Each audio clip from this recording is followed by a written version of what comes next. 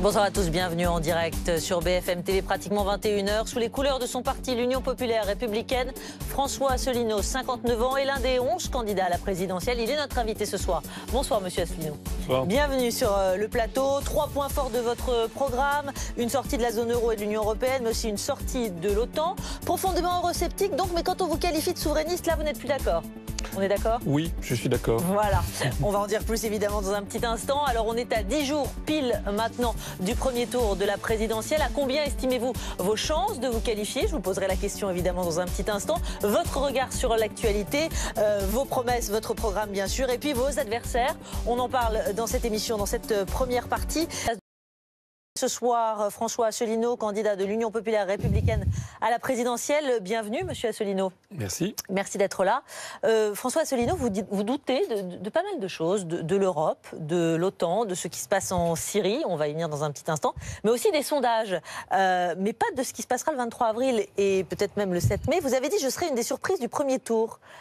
Oui, on est à 10 jours. Comment en êtes-vous aussi sûr ? Écoutez, je le pense. Moi, je fais des meetings où il y a énormément de monde. Non seulement il y a beaucoup de monde, mais il y a beaucoup de ferveur. D'ailleurs, j'en fais un demain à Nice, après-demain à Marseille. On attend beaucoup de monde. Et puis j'en ferai à Lyon. Beaucoup de monde, Monsieur Asselineau? Des salles pleines, c'est-à-dire 1500 personnes comme à Lille, 1000 personnes ou 1200 personnes à Montpellier. C'est beaucoup. Vous vous souvenez de Mélenchon, place de la République à Paris, il y a 3 semaines de cela à peu près? On était à combien? Alors j'en sais rien. Sans doute que M. Mélenchon fait sans doute plus de monde. Ça, je ne dis pas le contraire.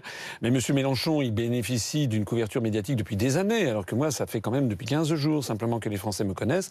Et j'estime que je suis en train de faire une percée. On a une vraie dynamique. Alors c'est intéressant ce que vous dites. Vous faites une percée. Ça veut dire quoi? Post-débat? Oui, post-débat. Mais surtout, je suis quand même beaucoup connu sur Internet. Écoutez, les bookmakers britanniques, par exemple, me classent avant Hamon. Pas seulement les bookmakers britanniques. On apprend ce soir que les algorithmes de YouTube montrent que je passe avant M. Hamon. Donc ce sont des éléments très impressionnants. Donc là, par contre, vous doutez pas. Alors quand il s'agit des algorithmes, là, vous vous y fiez? Non, je dis simplement, ce sont des éléments d'appréciation. De même que, par exemple, la chaîne YouTube de l'Union populaire républicaine, on est à 11 500 000 vues. C'est beaucoup. M. Macron, je crois, est à 1 500 000 vues. C'est beaucoup, mais alors comment vous expliquez, M. Asselineau, que, par exemple, vous plafonnez à 0,5% dans le Rolling Paris Match de lundi, même chose dans le sondage du jour, et là pour les Échos, alors que Philippe Poutou, par exemple, qui a aussi vraiment fait le buzz après le débat de la semaine dernière, lui, il a doublé la mise. On est à 2% désormais depuis le débat. Et vous, toujours 0,5%. Écoutez, nous allons voir. Moi, je sais que c'est impossible, je pense, qu'on fasse 0,5, puisqu'au régional de 2015, il y a donc bientôt 2 ans, nous avions rassemblé 190 000 électeurs, c'est-à-dire près de 0,9% des suffrages, alors que j'étais quasiment inconnu, que nous avions 6 000 adhérents, alors que maintenant nous en avons 24 000.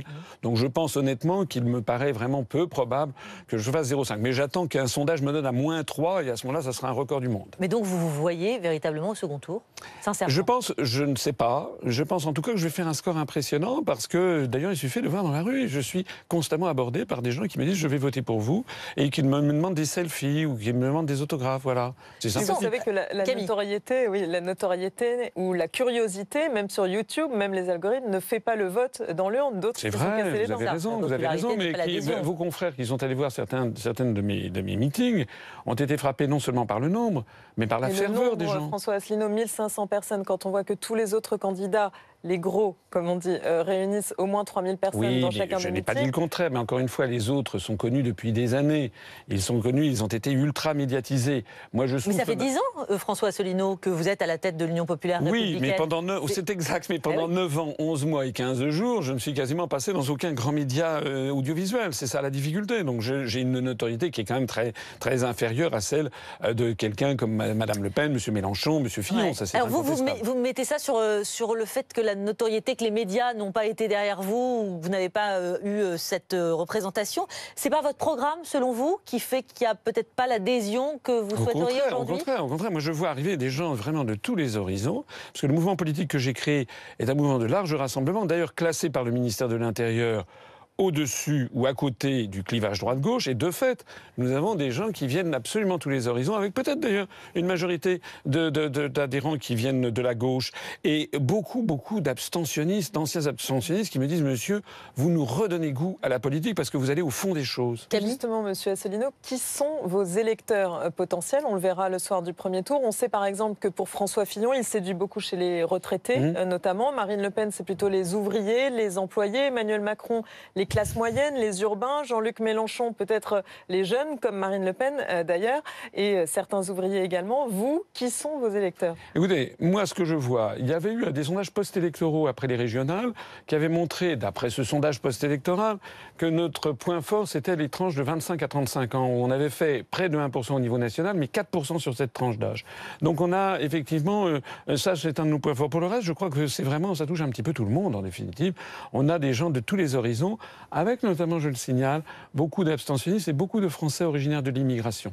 Vous en êtes pris récemment, Emmanuel Macron, durant le débat d'ailleurs sur BFM TV. En gros, vous lui avez dit, vous êtes toujours d'accord avec tout le monde, vous? Alors, honnêtement, c'est sorti comme ça. Ouais, j'avais pas prévu, mais parce que, écoutez, c'est vrai qu'il est toujours d'accord avec tout le monde, c'est un truc de marketing, bon, et c'est vrai que c'est sorti comme ça, j'avais pas préparé, mais ça a fait rire tout le monde, ce qui prouve que j'avais vigilé. Vous remarquez, vous en avez fait d'autres, hein, depuis, vous l'avez comparé à un sèche-cheveux, hein, si je ne m'abuse. Mais oui, parce qu'un sèche-cheveux, vous savez, ça fait du bruit, ça consomme de l'énergie, ça brasse de l'air chaud, et tout ça pour pas grand-chose, en définitive. Mais pourquoi vous en prenez là, spécifiquement, j'allais dire, à Emmanuel Macron? Non, pas spécialement à M. Macron. Moi, je pense, par exemple, j'ai aussi dit, par exemple, que M. Mélenchon, à mon avis, comme Mme Le Pen, étaient des Tsipras français. C'est-à-dire que ce sont des gens qui font croire un certain nombre de choses, mais qui enfument les Français. Par exemple, M. Mélenchon, lorsqu'il laisse entendre qu'il va sortir de l'Union européenne, ça n'est pas vrai. Il ne le propose pas. Pourquoi chez lui, ce ne serait pas vrai et chez vous, ça le serait? Parce que vous voulez pour une raison très simple. Sortir de l'Union, sortir de l'euro, eux aussi. Vous n'avez pas la même méthode, mais vous voulez aussi. Non, Mme Le Pen, M. Mélenchon proposent de renégocier les traités. Et ils savent pertinemment que ça n'est pas possible. C'est possible théoriquement, mais concrètement, ça n'est pas possible. Il faudrait mettre d'accord 28 États et 28 peuples. Il faudrait 56 accords unanimes pour modifier les traités au seul bénéfice de la France. Oui, ça n'est pas possible. Est-ce que c'est pas plus faisable quand même, monsieur Asselineau? Parce que vous, c'est le Frexit sinon rien. Comment vous faites? Parce que écoutez, vous ne proposez effectivement pas de renégocier les traités, mais en termes de faisabilité et en termes de, j'allais dire, le côté anxiogène aussi des choses pour les Français. Vous imaginez bien que... Mais pas du tout. Mais en quoi c'est anxieux? Écoutez, Madame Theresa May, vous croyez que les Britanniques sont anxieux? Non, mais ce qui moi, je veux créer quand même un certain trouble. Oui, mais ça a fait un trouble. Mais actuellement, aller au Royaume-Uni, tout se passe très bien. Et tout se passe très bien. D'ailleurs, l'article 50 a été lancé par Madame Theresa May. Madame Theresa May, vous savez, ça n'est pas une extrémiste. Le grand peuple britannique est un grand peuple démocratique. Là où le Royaume-Uni reste ouvert sur le monde. Comment? Leur monnaie n'a pas changé. Ça ne m'a pas échappé. Mais enfin. En revanche, ça, c'est quelque chose pour vous qui est incontournable. De comment? Vous, le retour aux France est incontournable. Oui, parce qu'on n'a jamais le temps d'approfondir cette question qui est grave. Et donc j'invite les personnes qui sont intéressées à aller sur notre site upr.fr, qui, soit dit en passant, est le site le plus consulté de tous les partis politiques français, encore un indice. Mais sur ce site, ils verront des analyses où on leur explique pourquoi l'euro est en train d'exploser. D'accord, monsieur Asselineau, il y a un certain nombre d'économistes effectivement qui vont dans ce sens-là, mais les Français, ça leur plaît pas. Cette idée, elle leur plaît pas. Il y a eu des sondages, monsieur Asselineau, vous n'y croyez pas du tout. D'accord. Arrêtez avec... Attendez, qu'il y ait des Français qui craignent la sortie de l'euro, je le conçois parfaitement. Comme disait ma grand-mère, qui n'entend qu'une cloche, n'entend qu'un son. Ils n'ont entendu que des prophéties apocalyptiques. Moi, je suis français. J'ai une femme, j'ai des enfants, j'ai des amis, j'ai de la famille. J'ai également un petit peu d'assurance vie, etc. Donc, je suis le premier à vouloir être prudent. J'ai été délégué général à l'intelligence économique à Bercy. On m'a reconnu, depuis un certain temps, une capacité à voir loin et à faire des bonnes prévisions. D'accord, mais alors prenons un exemple très concret. Imaginons donc le retour en francs et la faisabilité. Comment les particuliers devront alors rembourser leur encours en euros ou en francs? En francs, de la même façon.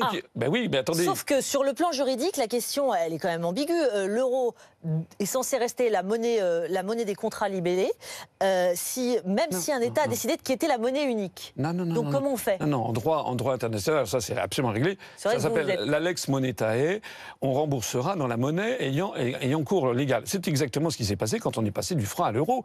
Des gens avaient des emprunts en francs, ils les ont ensuite remboursés en euros. Ils ont continué à les rembourser en euros. Et là, lorsqu'on passera de l'euro au franc, soyez alors là absolument certain, il n'y aura aucune modification sur les contrats, aussi bien de prêt que d'emprunt. Ça reste un saut dans l'inconnu, puisque pour l'instant, aucun pays n'est sorti de l'euro, donc il y a une part d'inconnu et donc une part d'inquiétude. Mais je comprends qu'il y ait une part d'inquiétude. Mais vous avez l'air assez déterminé et affirmatif. Il n'y aura pas de problème. Comment pouvez-vous être sûr qu'il n'y aura aucun problème de ce retour au D'abord parce que je sais. J'ai été délégué à l'intelligence économique, je connais mes dossiers, d'ailleurs on me brocarde parce que je connais trop bien, paraît-il, les dossiers. Je peux dire que, je ne dis pas que ça va être sans aucune difficulté. Par exemple, j'affirme en effet que le nouveau franc perdra à peu près 5 à 10% de sa valeur par rapport au cours pivot vis-à-vis du dollar. Ça, c'est exact. Beaucoup d'économistes parlent de 20%, M. Asselineau. Non, ça sera... Mais vous savez, l'euro a baissé de 25% par rapport au dollar au cours des 3 dernières années. On n'en a pas fait toute une affaire. Donc moi, effectivement, le franc se dépréciera un petit peu, mais ça va être un formidable avantage, une formidable bouffée d'oxygène pour nos exportations. Et il y aura de la création d'emplois. Parce que ce qui est très important et qu'il faut que les Français comprennent, c'est que si on continue les politiques que l'on a depuis 15 ou 20 ans, on va avoir les mêmes résultats. Il n'y a aucune raison pour que ça change. Monsieur Fillon a eu un bilan catastrophique. Si on élit Monsieur Fillon, on aura les mêmes résultats. Moi, en sortant de l'euro, nous allons faire baisser de 1 à 2 millions le nombre de chômeurs de catégorie A en l'espace de 2 ans. C'est ce que vous prévoyez. L'engagement solennel. Camille. Sur François Fillon, justement, il a parlé dans le journal qu'on vient d'entendre d'autorité morale. Il a assuré qu'il aurait l'autorité morale pour mettre en œuvre ces réformes notamment. Qu'est-ce que vous en pensez? Est-ce que François Fillon a l'autorité morale aujourd'hui pour mettre en application son programme? Non, je ne pense pas qu'il ait l'autorité morale. J'ai vu d'ailleurs qu'il disait qu'il fallait dire la vérité aux Français. La vérité aux Français, c'est que M. Fillon, je ne parle pas de ses affaires personnelles. La vérité, c'est que M. Fillon, pendant 5 ans, il a été co-responsable de la gestion de la France avec M. Sarkozy. Il nous a laissé 500 milliards d'euros de dettes publiques supplémentaires, 1 million de chômeurs en plus.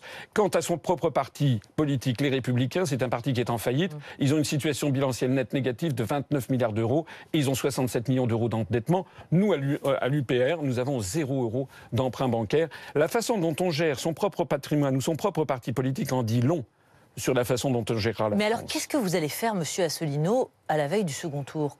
Si vous n'y êtes pas, admettons, c'est quand même une hypothèse. Qu'est-ce que vous allez faire? Il va falloir glisser un bulletin dans l'urne. Ce ne sera pas pour François Fillon. Est-ce que vous savez qui va être au deuxième tour? Est-ce que vous êtes prêt à mettre votre main à couper? Non, mais admettons. Nul ne le sait. On fait des hypothèses. Non, mais oui, mais d'accord. Si on a Macron face à Marine Le Pen, Emmanuel Macron face à Marine Le Pen. Écoutez, tout ça, ce sont des hypothèses. Moi, j'ai pas envie de parler d'hypothèses. Moi, ce que je sais, c'est qu'actuellement, si vous allez sur Internet, si vous parlez dans la rue, vous avez actuellement une dynamique pour M. Mélenchon et une dynamique pour M. Asselineau, c'est ça la vérité. Voilà. Et puis pour le reste, et les autres, ils ont... je ne suis pas sûr que beaucoup des grands candidats, entre guillemets, aient une si forte dynamique que cela. M. Asselineau, je reviens sur cette dynamique dont vous faites état, mais comment ça se fait qu'on ne la voit pas, cette dynamique? Alors pourquoi elle ne se traduit pas dans les sondages? Mais on la voit partout, sauf dans les sondages. Mais c'est ça le problème. Mais vous savez, les sondages... Attendez, les sondages... Non, mais les sondages se sont trompés sur le Brexit. Ouais. Les sondages se sont trompés sur Donald Trump. Les sondages se sont trompés sur la primaire des Républicains et se sont trompés sur la primaire du Parti socialiste. Donc moi, à la limite, je suis assez satisfait de voir que les sondages actuellement me donnent des mauvais résultats, puisque je pense que je vais justement faire démentir les sondages. Vous savez, il y a 55% des Français qui ont voté non au référendum de 2005. Ils ont compris qu'il n'y avait pas eu de renégociation possible des traités. Et ces 55% des Français, ils peuvent avoir leur revanche en votant pour moi. Monsieur Asselineau, vous proposez de quitter l'OTAN et de redonner tout son pouvoir à l'ONU. Oui. Je voudrais vous interroger sur l'extrait sonore qu'on a entendu, la réaction de Bachar el-Assad. Il a pris la parole pour la première fois aujourd'hui, après le drame, l'attaque chimique de Khan Cheikhoun dans le nord du pays. Il est ferme. Nous ne possédons pas d'armes chimiques. C'est une fabrication à 100%, dit-il. Vous le croyez? Moi, je suis comme saint Thomas. C'est-à-dire que j'attends qu'il y ait une enquête internationale. Je trouve par exemple que la position actuelle de la Chine est très sage. Elle veut une enquête internationale. En tout cas, ce qui n'est pas sage, c'est de se lancer immédiatement derrière les États-Unis d'Amérique qui ont commis un acte illégal au regard du droit international. Nul État n'a le droit d'intervenir seul pour aller bombarder un autre et de se poser comme le gendarme du monde. D'ailleurs, on me dit, je vais vous dire quelque chose. Donc vous dites quoi? Vous dites aujourd'hui, Bachar el-Assad, c'est quelqu'un avec qui on doit discuter, on doit se mettre autour de la table. Vous savez, c'est ce que disait le président des États-Unis il y a 10 jours. Effectivement, une volte-face qui a beaucoup surpris, malgré les centaines de morts de ce drame la semaine dernière. Mais écoutez, moi je ne sais pas qui est responsable de cette affaire. Il faut d'abord qu'il y ait une enquête internationale. D'accord, mais les ONG, par exemple, elles sont sur place. Les médecins, on en a fait venir en plateau. On a vu ça. Regardez, vous vous rappelez en 2003, les armes de destruction massive de Saddam Hussein, en fait, elles n'avaient jamais existé. Ce sont les États-Unis eux-mêmes, 6 mois après qu'ils l'ont reconnu, sauf qu'entre-temps, il y a eu 1 million de morts qui ont été créés en Irak. Monsieur Asselineau, alors comment vous expliquez que la Convention sur l'interdiction des armes chimiques, elle remonte à 1993, la Syrie a mis 20 ans 2013 pour la ratifier. Oui, mais soit un mois après l'attaque de la Ghouta, vous vous en souvenez, qui avait fait des centaines et milliers de morts. 20 ans. Oui. Ça vous fait pas douter un petit peu ? Oui, non, parce que, écoutez, c'est pas le seul pays qui l'a fait, mais je ne suis pas l'ambassadeur de la Syrie. Par exemple, vous parlez du massacre de la Ghouta.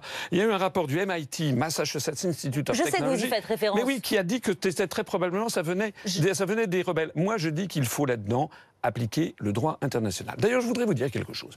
On me dit souvent que je suis anti-américain parce que je reproche aux États-Unis d'intervenir unilatéralement, contrairement au droit international. Mais moi, je vois loin. Un jour viendra peut-être, dans 20 ans ou dans 50 ans, où les États-Unis ne seront plus la première puissance mondiale, militaire. Ça pourrait être la Russie ou la Chine. Je ne veux pas plus que la Russie ou la Chine, dans 20 ou 30 ans, agissent comme les États-Unis. On doit tous respecter la charte de l'Organisation des Nations Unies. La Russie agit déjà quand elle intervient en Crimée sans respecter le droit international. Oui, mais attendez.